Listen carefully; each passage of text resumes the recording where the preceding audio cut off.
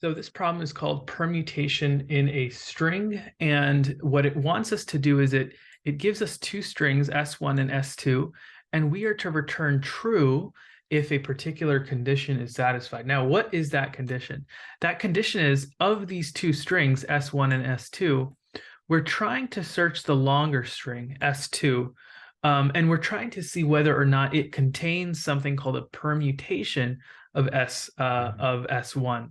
So a permutation is simply rearranging the letters that we have. So instead of AB, my next permutation would be BA. And so what we're really trying to do is we're trying to look at S2 and we're looking for either AB or BA because these are both permutations of the string. And so that's really the basic idea. And in the first case, we actually do return true because BA is contained within this larger string S2. So really, you look at the first string, try to rearrange the letters, and in whichever combination that's possible, we have to see if it is contained in S2. And so we return true for this case, false for this case. This does not have an AB or even a BA, so that we would essentially return false. So the brute force solution is probably quite obvious. If we're trying to judge whether or not S1 is contained in S2 as a permutation, we could go ahead and generate every substring of length 2. So this could be 1, and then this could be 1 I and D, and then D and B could be 1, and then B and A could be 1. So we're going to move along this string, generating all possible substrings of length S1, right? And we basically compare the count of characters that appear in S1. Do they also appear in one of the substrings that we generated in the same frequency? And if it's true, then we would essentially return true, right? So if we find a substring of all the substrings we generate, if it's true, then we'll return true. But that's a brute force solution. And even when we move our way down here and we see, well, for the first 10, it says obviously, the brute force will result in a time limit exceeded, right? Because it would just, the runtime would be far too great. I think it would either be quadratic or even cubic. We're looking for a linear solution. And so usually when we're talking about strings and we're looking at an approach that's brute force and we're looking at its runtime and we're saying that it's very expensive of an operation to do, we usually revert to sliding. We usually go for sliding window. And the way that this is going to work, and we'll demonstrate it on the first string here, EIDBAOO. So EIDBAOO.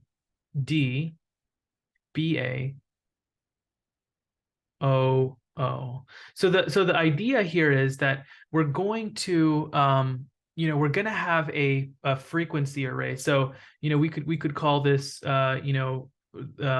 freak 1, right? We're going to have a frequency array, and it will basically be of length 26. So we can imagine this going all the way to 26 here, and it would be an array, and there would be slots, as any array usually has, right? And the idea is that the indices, we know that when you have an array, you're also inbuilt with the indices, and so the frequency, we would keep a frequency for the first string, right? And the idea here is that the indice correlates with the alphabet. So 0 would be A, 1 would be B, 2 would be C, and so forth. So we're going to initially have a frequency array of the first string. So we would have a 1 here, right? And then for B, we would also have a 1, right? So the way we do that, well, we'll describe it. We usually use ASCII values to sort of get that to happen. But nonetheless, that would be the frequency array, and this would be stagnant, right? So this here is not going to change, right? We do that initially, and it's not going to change after the fact.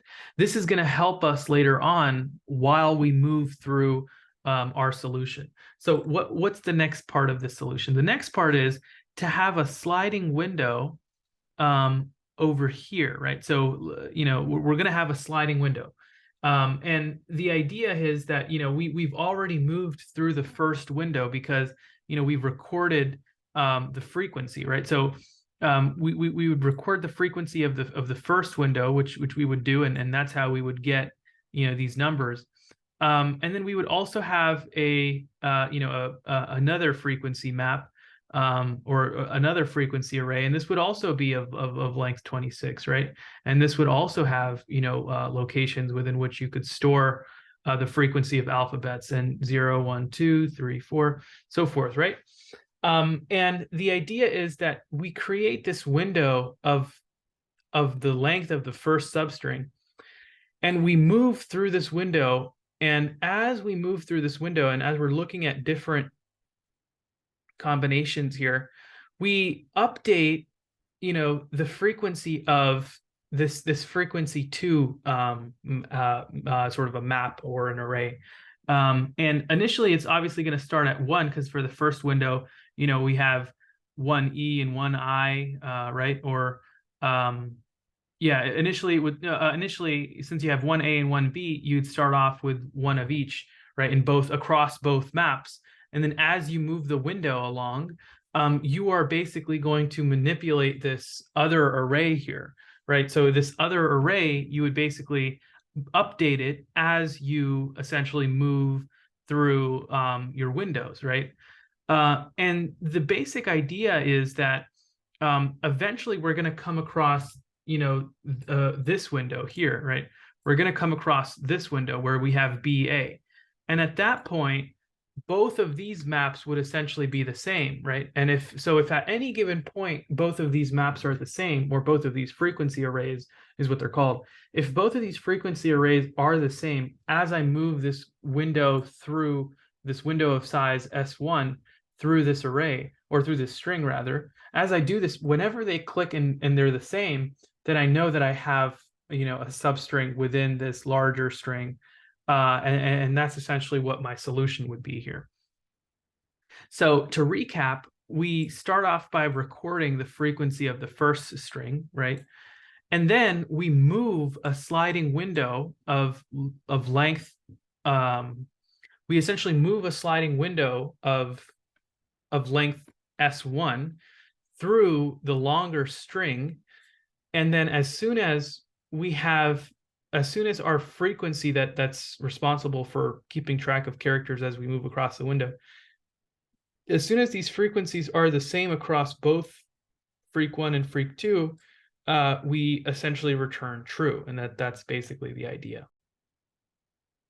Well, let's go ahead and kind of dive into the solution here. Immediately, we should probably check, right? So the idea is that if you have both of these strings here, but if the second string, which is supposed to be the longer string, if that doesn't have enough space to even contain the smaller string, well, then this would obviously be a case in which we'd return false. So we would basically say, well, if s1.length, right, is less than s2.length, well, then this would be a case in which we would return false, right? So that's basically one of the main ideas, which is S2 has to be able to accommodate S1, right? That's how it could possibly contain a permutation of S1 if there's enough space to contain that permutation. And so if S1 is naturally smaller than S2, then this would be a case in which we would return false. And we can actually omit the use of brackets here. This would be completely acceptable as well.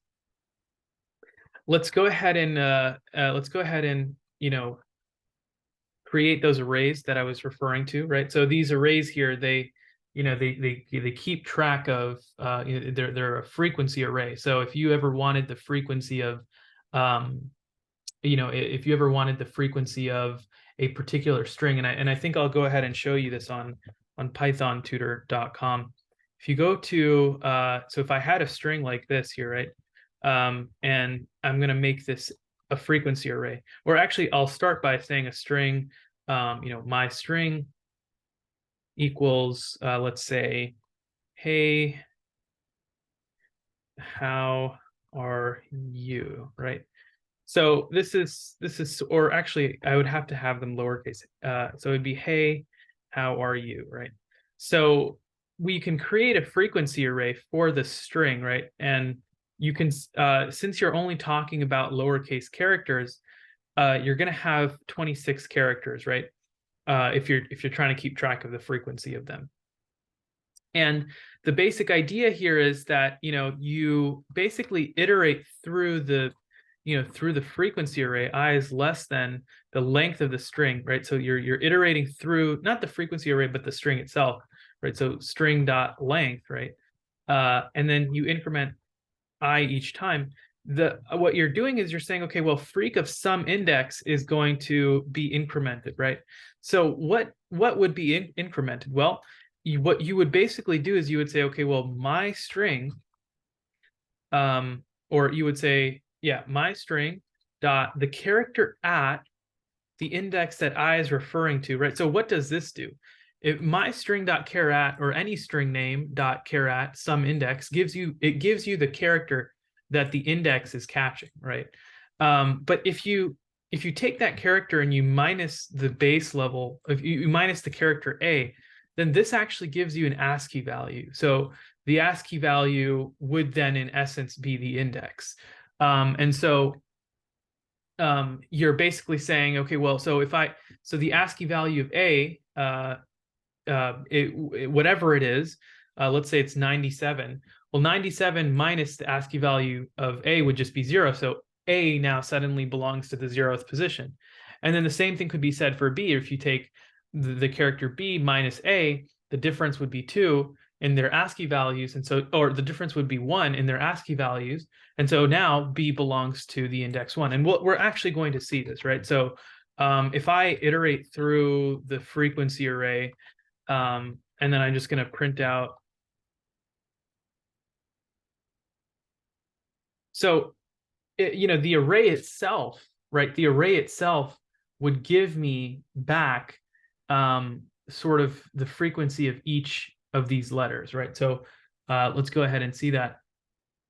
So clearly what we see here is that, in this, across this entire thing, there's only one A. So at position 0, there's 1. And then A, B, C, D, E, right? So that means there's 2 E's. So there's 1 E here, and there's 1 E here. So this whole thing keeps track of how many, letters you have. And then if you want sort of the alphabet that corresponds to that count of letters, well, then, you enumerate, you've enumerated 0 through 26 here, or 0 through 25 for 26 slots. 0 is A, 1 is B, and so forth. And so that's kind of the idea here, right? So you're keeping a frequency array for the first string S1. And so int first frequency is equal to new int. And then you're also going to have the frequency of the second. And this is also going to be an array, right? And so the idea, and we're just basically doing exactly what we did here. More or less, we're doing it for the first string S1, right? And this is going to be the stagnant array. We're not going to dynamically change what it is. That is this array that we're creating here. This first freq is something to anchor us to so that we can check for equivalency. So we're going to go for S1.length right now, S1.length. And again, we're essentially doing the same thing, right? So S1 dot the character at I, so this is gonna give us a character, but if we subtract A, then it gives us that relationship that we wanted, which is that the index refers to the alphabet, and then the count is essentially what would be the value there. So first freq S1 dot char at I minus A.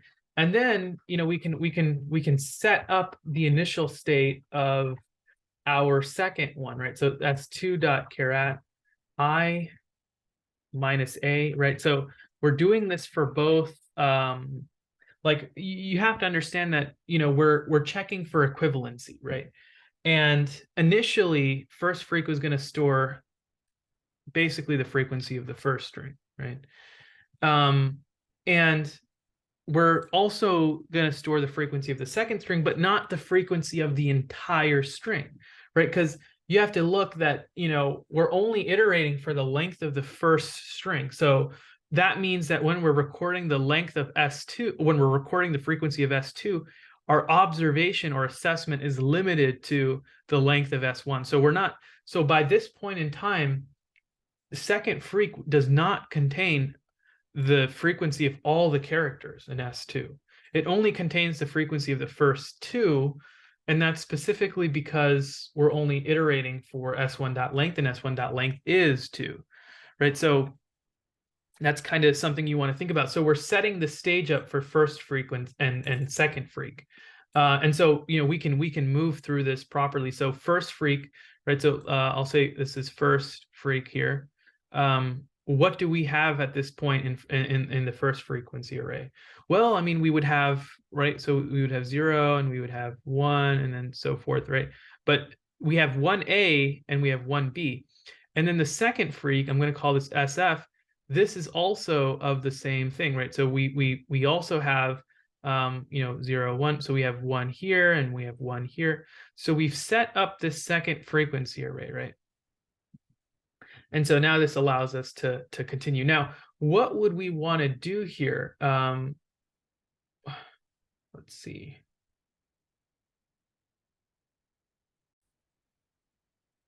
So what we would want to do is we would want to say, okay, well, initially, it's possible. It's very possible. It's so it doesn't seem to be the case that this would be 1 and this would be 1, because in S2 we have E and I, right? So you wouldn't have a 1 here or a 1 here, and that's because the first two characters in S2 are E and I, so you wouldn't actually have wherever your E is, somewhere down the line, you would increment that by 1, and then wherever your I is somewhere down the line, you would also increment that by 1. And so your first frequency array right now would just have whichever characters are here. And so but still, though, it could have been the case, right? It could have been the case that immediately AB appeared here and BA appeared here, or AB appeared here. And so we want to say, okay, well, are these arrays equal initially after having first done this? Are they initially equal? And so you can do a couple things. So to check for equivalency, we can make our own helper method here. We can say this is going to be this is going to return a Boolean. It's going to be called is equal, right? It's going to take one integer array, and it's going to take another integer array as well. And the idea is that we can iterate through the first array. Well, first and foremost, right? If they're not the same size, well, then they can't be equal. So but we can take care of the same size edge case up here somewhere. So that's not really even that necessary. But we're going to iterate through the first array, or we should probably iterate in this manner here. I is equal to 0, I is less than length, I plus plus. And if ARR of I does not equal ARR of ARR2 of I, so if what the same index is referring to the same thing across both arrays, and if they're not equal, we return false, right? And of course, we don't necessarily we can return false, right? Otherwise, we can return true, right? So this is basically, so if you can go through the entire array without ever having stated that they weren't equal to each other, then we would immediately return true. So this is kind of what we do here. We say, okay, well, if is equal, if they're both equal, so which would be equal? So it would be first freak, right? And it would be second freak. If they're both equal, return true, right? So this is in the case that they, the permutation appears in the first window, right? And in this case, we would say, okay, well, if they're equal, just return true right now. No need to check the rest of the array. So what's our moving forward from this point? What's kind of our way moving forward? Well, at this point, what you would really want to do is you'd want to now start the sliding window part, right? So this is kind of where we bring in that second string, right? And then we're like, okay, well, we've checked this first window, right? This first window has been checked, right? Because we opened up a for loop, and that for loop, it stored the frequency of S1, and then in S2 it stored the frequency of the length of the characters that correspond to the length of S1. And so we've already checked the first window, and we even checked, are they the same, right?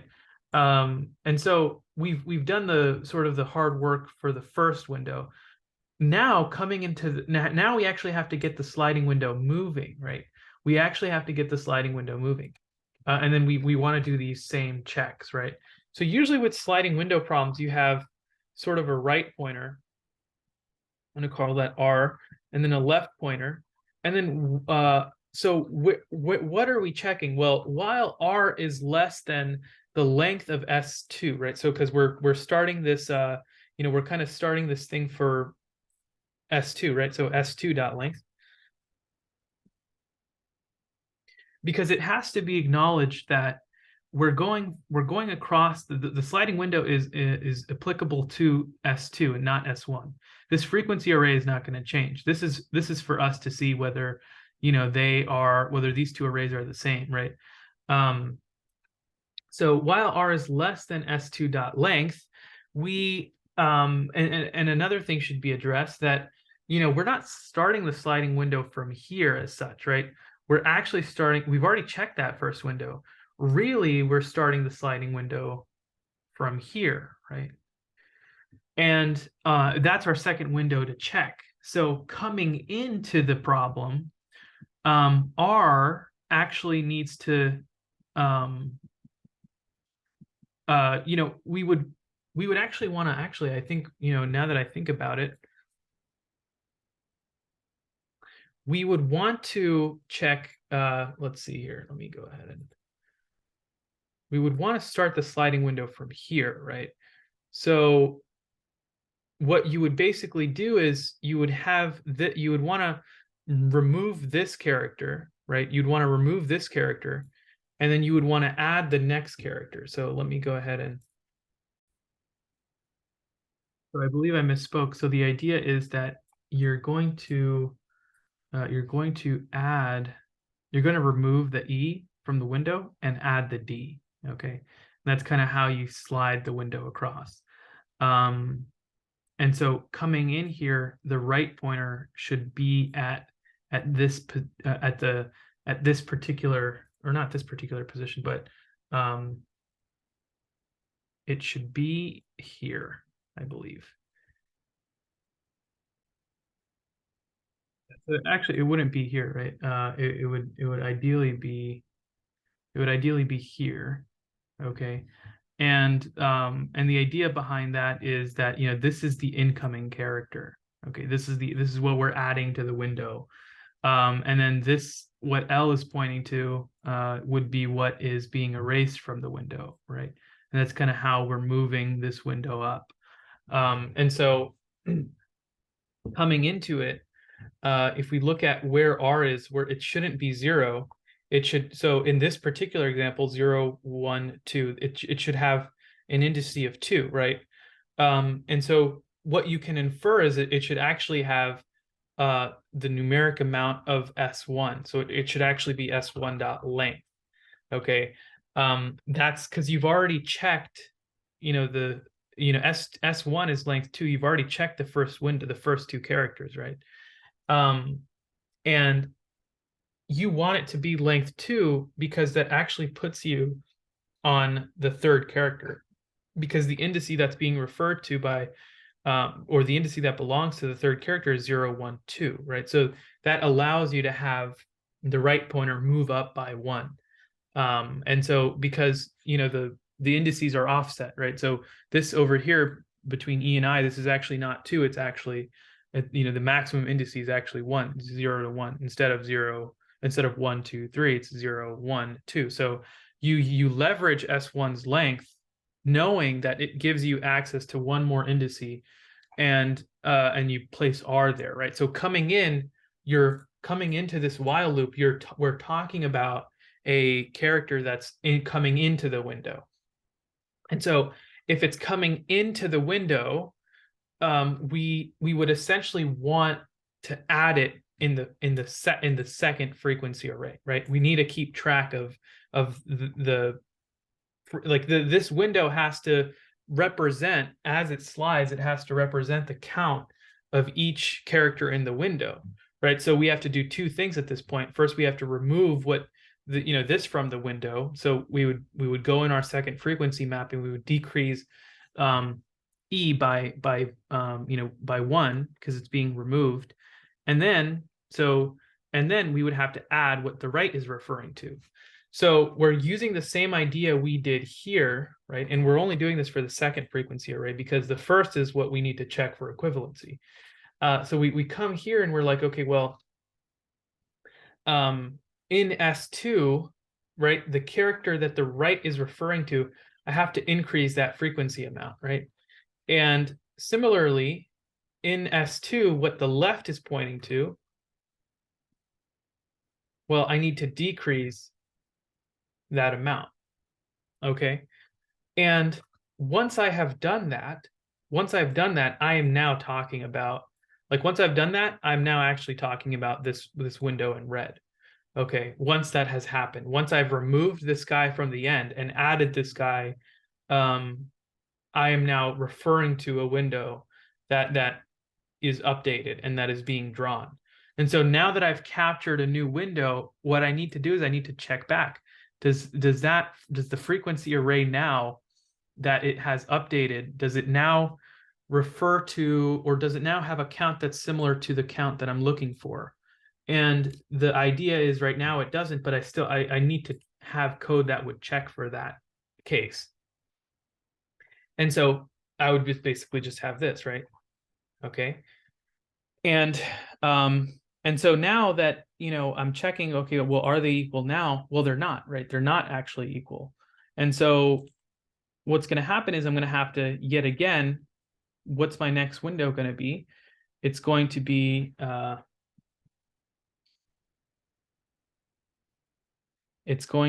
this window. So I will now be the one that's being removed. B is going to be the one being added, right? So you can see that R has to move up, right? So R has to move up in order to accomplish that. And so does L, right? And so that now that they can refer to their, a second set of, the next set of characters, right? And then you eventually keep doing this, and eventually you'll come across a window. Now D and B are not that window, but eventually when you keep sliding them up this way, you're eventually going to come across B and A, right? And then B and A would in fact be equal to that first frequency array. And so, then immediately you'd return true, right? So the sliding happens here, right? So where you remove what's at the end, you remove, or you add what's at the front, you remove what's at the end. Check if they're equal once you've done that. If they're not, then you'll get the opportunity to move both the right and the plus up again in tandem. To again make that observation, the same observation. And if at any given time that observation is true, well, then you get to return true. And if you can go through the entire array without ever actually returning true, then it must be the case that that a solution doesn't exist, and that obviously you must return false. So this is really about creating a sliding window that can have a certain amount of characters within it, within a frequency array. So sliding window plus frequency array, in order to sort of accomplish this task. Let me go ahead and sign in and submit this. One change here, this should be greater than instead of less than. It should be greater than, but otherwise this perfectly is an acceptable solution. There's a way to avoid having to do all of this. You could basically just, I think it's called arrays dot is equal. So I think it's, and then you can pass in the first. This probably will work. Right, well, it's not an if statement. I think that Let me make sure. So this itself returns a Boolean value, true or false, based on whether or not it evaluates as true. And so, one can take this entire thing, right? Arrays dot, and it's not is equal, it's just equal itself. And you could say arrays dot equals, if the first one and the second one, if that's the case, right, then you can return true. And so this allows you to this basically allows you to not have to make a helper method, right? You can just basically say, all right, well, if they're equal, if arrays dot is equal, dot equals, then you can. This would also be an O of n operation, right? I mean, and so we're traversing through the array in O of n, right? To do this, right, in the background, more than likely. And then we're also traversing through the string, all those O of n's combined, O of 3n, I suppose, and it would reduce down. We would neglect the numbers in front of the n, and we would drop down to linear time.